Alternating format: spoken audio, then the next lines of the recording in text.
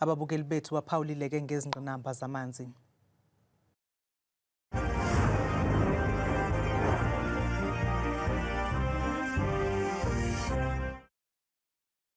Sawakhe emlanjeni wethu amanzi. Sakomohluko ukuthi ngibona nje ezi-TV intoba kukho abantu abanamanzi. Kunendawo lapha phansi okuthiwa kwaJobe amanzi namanje sabanga nezinja nemfene nembongolo. Sinecela ukulekelelwa ngodaba lwamanzi. Indaba yamanzi iyona lesinenkinga nayo. Njengoba nibona nje lamanzi lawa kule damu leni libona siphinde silekelelwe yiwo lamanzi lawa. Kuwashwa ngawo kuphekwe ngawo lamanzi lawa endaweni yakwaJobe. Njengoba ubona nenkomo nazi ziyaphuza.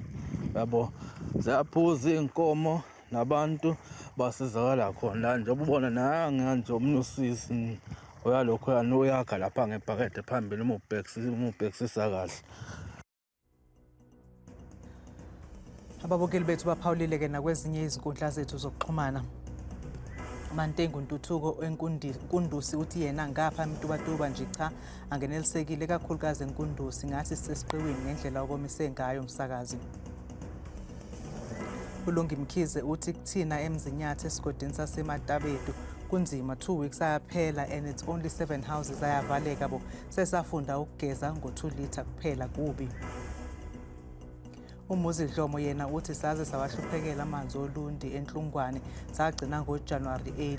Umuntu usizwa ukuthi lake lathukuna but nakhona emathangini siyaphela kubi savotela ubala.